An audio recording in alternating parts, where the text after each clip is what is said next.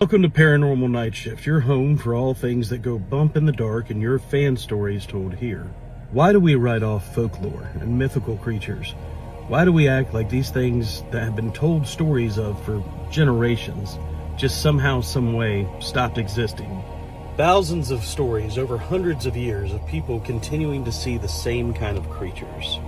Today's story deals with a little lesser known creature and is called the Rake. Unlike skinwalkers, the Rake seems to be stuck in its other form, not allowed to shapeshift or mimic anything else, but stuck in its half-human, half-beast body. Brian writes in, it was in the fall last year.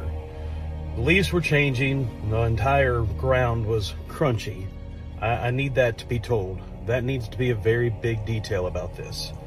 My friend and I were walking home from Burger King. It was probably 8, maybe 8:30, 9 o'clock at night. We walked and took a shortcut down the railroad tracks. It cut between my house and our neighbor's house, maybe a quarter mile down the road. I lived at the end of the cul-de-sac on a dead-end road. If you would have actually taken the sidewalk there, it takes you a lot longer. Cutting through the woods is the easiest, best option. My parents had a rule. They were fine with us walking that way as long as we called them to tell them that we were on our way.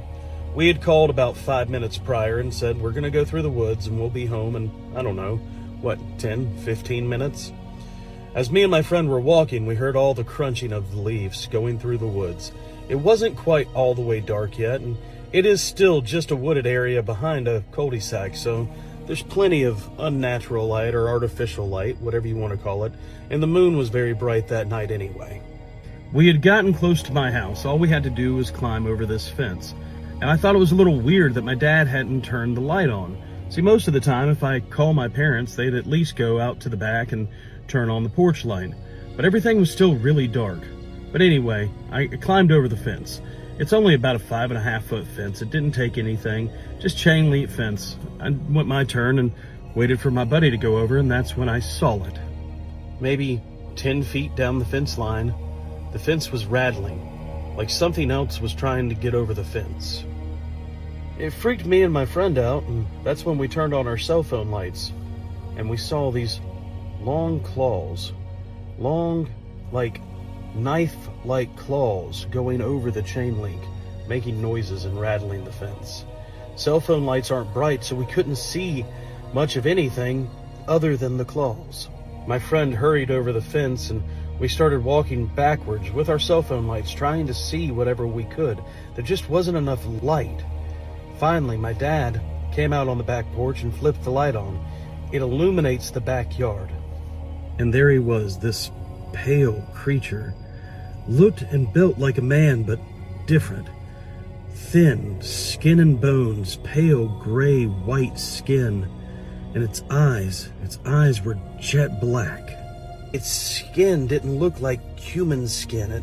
It looked wet, like a snake's skin looks wet.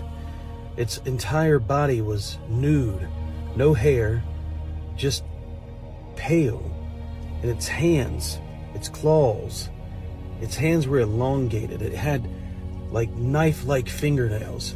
The thing let out an evil hiss. My father saw it, and he began running down to the fence. I remember the sound of the leaves and the twigs cracking underneath his heavy boots as he ran as quickly as he could towards me and my friend. The thing looked at my father and looked at us and scurried off into the wood line. My dad stood out there with his flashlight looking for it, but it didn't make a sound. No rustle or crunching of leaves.